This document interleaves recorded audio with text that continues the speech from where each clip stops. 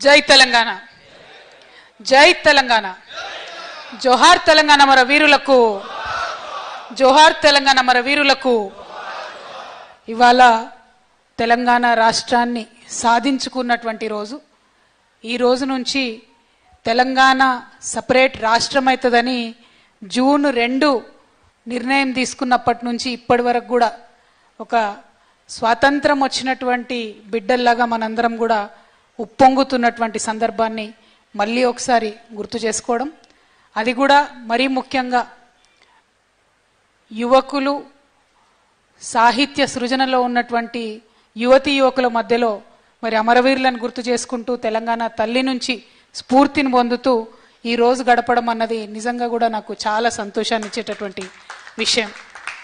బతుకమ్మ ప్రారంభించినప్పుడు కూడా ఎప్పుడు నేను ఒకటే మాట చెప్పేదాన్ని, చిన్న పిల్లలు బతుకమ్మ పాటలు నేర్చుకుంటే ఇంకా 100 ఏండ్లు మన తెలంగాణ సంస్కృతి బతికుంటుంది. అట్లానే యువమిత్రులు సాహిత్య రంగంలోకి వస్తే ఇంకా 100 ఏండ్లు తెలంగాణ సాహిత్యం వర్ధిల్లుతుంది. దానికోసమే ఇవాళ తెలంగాణ జాగృతి నుంచి చేసినటువంటి ఈ చిరు ప్రయత్నంలో మరి అనేక మంది వారి కవితలను పంపితే అందులో నుండి 50 బెస్ట్ పోయమ్స్ తీసుకొని ఇవాళ ఆ కవుల్ని అందరిని కూడా ఇన్వైట్ చేసుకొని ఈ కార్యక్రమాన్ని చేసుకుంటా ఉన్నాం. ఈ కార్యక్రమాన్ని అత్యద్భుతంగా మరి కొనసాగిస్తున్నటువంటి ఘనపురం దేవేందర్ అన్న గారికి, మా తమ్ముడు నవీనాచారి కష్టపడి కూడా కనీసం వేదిక మీద కూర్చోవాలని అనుకోకుండా కష్టపడుతున్నటువంటి నవీనాచారి గారికి, అదేవిధంగా వేదికని మరి తెలంగాణ జాగృతిని నిరంతరం వారి ఆశీర్వాదాలు ఇస్తూ, మా నిజామాబాద్ జిల్లానే మా పక్క ఊరే కానీ ఎదిగి ఇవాళ తెలంగాణ రచయితల సంఘానికి రాష్ట్ర అధ్యక్షులుగా ఉన్నటువంటి గౌరవనీయులు పెద్దలు నాలేశ్వరం శంకరన్న గారికి, అట్లానే ఇవాళ ఇంకొక గుడ్ న్యూస్ కూడా మనకు, తెలంగాణ తల్లిని రూపొందించమని కేసీఆర్ గారు బీవీఆర్ చారి గారిని ఆనాడు పిలిచిండ్రు. కానీ ఆ తల్లి ఆశీర్వాదం అన్న మీద ఎట్లా ఉందంటే వారి పుట్టినరోజు నాడే తెలంగాణ రాష్ట్రం మనకు వచ్చింది. ఇవాళ వారి పుట్టినరోజు కూడా. సో సభాముఖంగా మీ అందరి హర్షధ్వానాల మధ్య వారికి సత్కారం చేసుకుందాం వారి పుట్టినరోజుకి. నిజంగా భలే కలిసి వస్తుంది కదా, అసలు ఆయన బర్త్డే తెలంగాణ ఫార్మేషన్ డే, ఆయననే తెలంగాణ తల్లి రూపశిల్పిగా ఉండడం.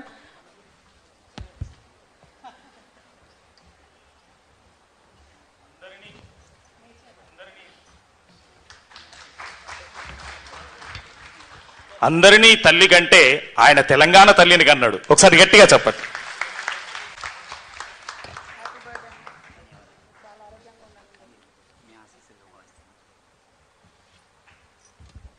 అదేవిధంగా దయచేసి కూర్చోండి. అదేవిధంగా డాక్టర్ చమన్ గారు మరొక నోటెడ్ పోయెట్, అదేవిధంగా మన యూపీఎఫ్ కన్వీనర్ గారు బొల్ల శివశంకర్ గారు, వేదిక మీద ఉన్నటువంటి తెలంగాణ జాగృతి సాహిత్య విభాగం అధ్యక్షులు గౌరవనీయులు కాంచనపల్లి గారు, మరి మరొక నిజామాబాద్ బిడ్డ, మన యావత్ తెలంగాణ సాహిత్య రంగానికి కూడా వన్నె తెచ్చినటువంటి బిడ్డ రమేష్ నాయక్ గారు కూడా ఇక్కడ ఉండడం చాలా చాలా సంతోషం.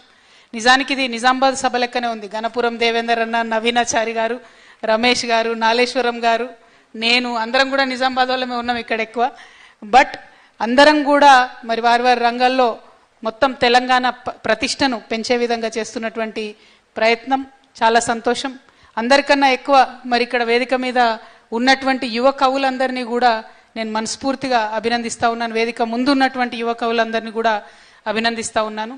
మాదొకటే లక్ష్యం, తెలంగాణ జాగృతి పెట్టినప్పటి నుండి ఇప్పటి వరకు కూడా సాహిత్యం సంస్కృతి వర్ధిల్లినటువంటి నేల, తప్పకుండా ఆ నేల కూడా సమృద్ధిగా ఉంటుంది, తప్పకుండా మంచి పేరు వస్తుంది, తప్పకుండా అందరం బాగుంటామనే లక్ష్యంతోనే ముందుకు వెళ్ళడం జరిగింది. అందులో భాగంగానే ఇవాళ ఒక యువ కవుల సమ్మేళనం అని కాన్సెప్ట్ తీసుకున్నాం. తీసుకోగానే చాలామంది కవిమిత్రులు అన్నారు ఎంత ఏజ్ లిమిట్ పెడతారు అని. అంటే మా పాలిటిక్స్లోనేమో యూత్ అంటే 50, 55, 60 అయినా యూత్ అనే అనుకుంటాం, కానీ కవులకు సంబంధించి మాత్రం 35 ఇయర్స్ కట్ ఆఫ్ పెడదామని చెప్పి నేను రిక్వెస్ట్ చేయడం జరిగింది. దాన్ని మెల్లగా మ్యాచ్ ఫిక్సింగ్ చేసి 40కి పెంచినట్టు అనిపించింది. ఎందుకంటే నా పట్టుదల ఏముండే అంటే 35 లోపల వాళ్ళే రావాలి, అన్ని భాషలలో ఉన్న వాళ్ళు రావాలి, హిందీ, ఉర్దూ, ఇంగ్లీష్, తెలుగు.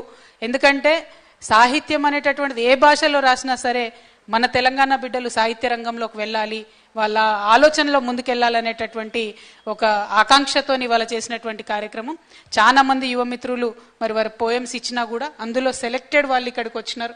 వాళ్ళందరికీ మనస్ఫూర్తిగా అభినందనలు. అయితే మాట్లాడుకుంటూ నాలేశ్వరం శంకర్ సార్ ఒక మాట చెప్పిండ్రు, మన తెలంగాణలో కారం ఎక్కువ తింటాం, అందుకే ధిక్కారం ఎక్కువ ఉంటుందని.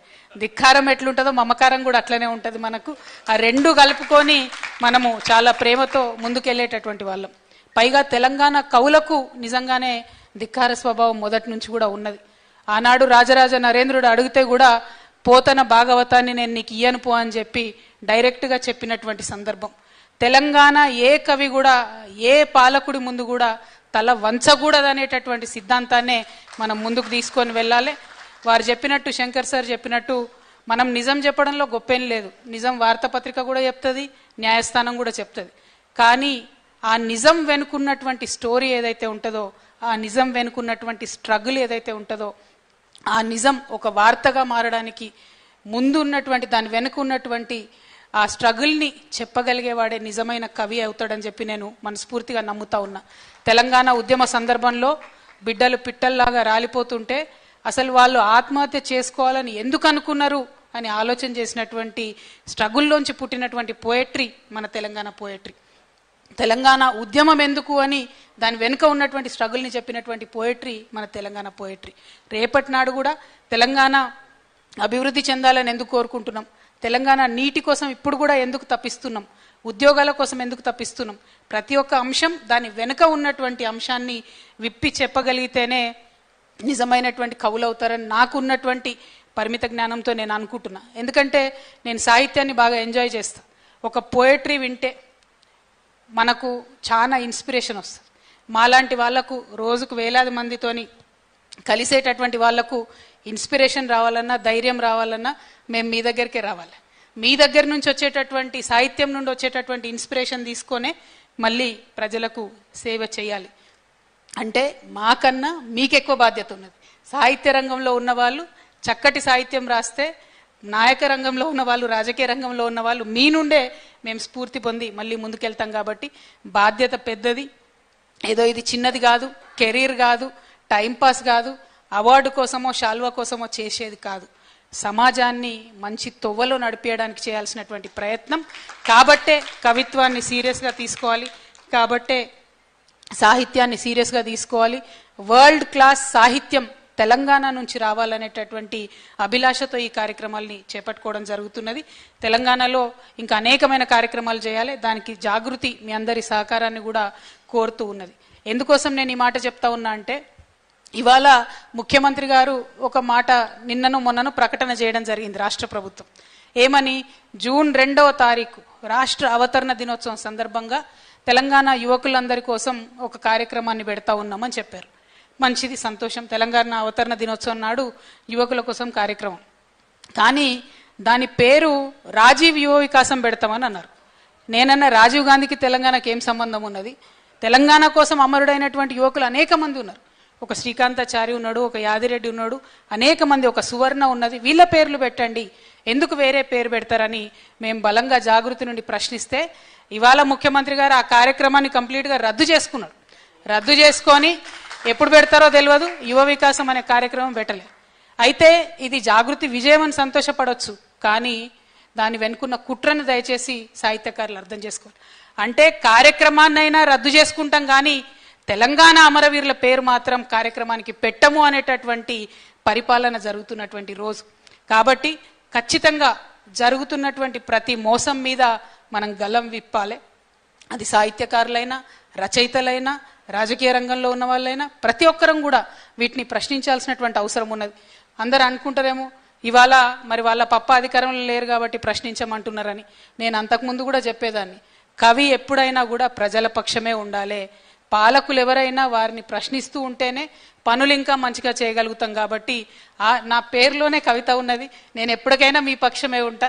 కాబట్టి ఎవరు పవర్లో ఉన్నా సరే ప్రశ్నించాల్సిందే అనేటటువంటి విషయాన్ని మరొకసారి తెలియజేస్తూ, మాట్లాడడానికి అనేకమైన అంశాలు ఉన్నప్పటికీ ఈరోజు తెలంగాణ రాష్ట్రం సాధించుకున్నటువంటి ఈరోజు కేవలం తెలంగాణ అమరవీరులను గుర్తు చేసుకుంటూ, వారి కుటుంబాల త్యాగాలను గుర్తు చేసుకుంటూ, ఆనాడు పోరాటంలో పాల్గొన్న విద్యార్థి నాయకులను గుర్తు చేసుకుంటూ యువమిత్రులను గుర్తు చేసుకుంటూ బతుకమ్మలెత్తి బోనాలెత్తి మాకు తెలంగాణ కావాలని నినదించినటువంటి మా మహిళా సోదరీమణుల త్యాగాన్ని గుర్తు చేసుకుంటూ అందరికన్నా ఎక్కువ మరి బాపు కేసీఆర్ గారు నిలబడి ఇగో గీ తొవ్వలబోతే తెలంగాణ వస్తుందని మనందరికీ కూడా ఒక దిక్సూసిగా ఒక దారిదీపంగా తెలంగాణ ఉద్యమాన్ని వారు మలచినటువంటి తీరుని మరొకసారి గుర్తు చేసుకుంటూ అందరికీ కూడా రాష్ట్ర ఆవిర్భావ దినోత్సవ సందర్భంగా శుభాకాంక్షలు తెలియజేస్తూ సెలవు తీసుకుంటున్నాను.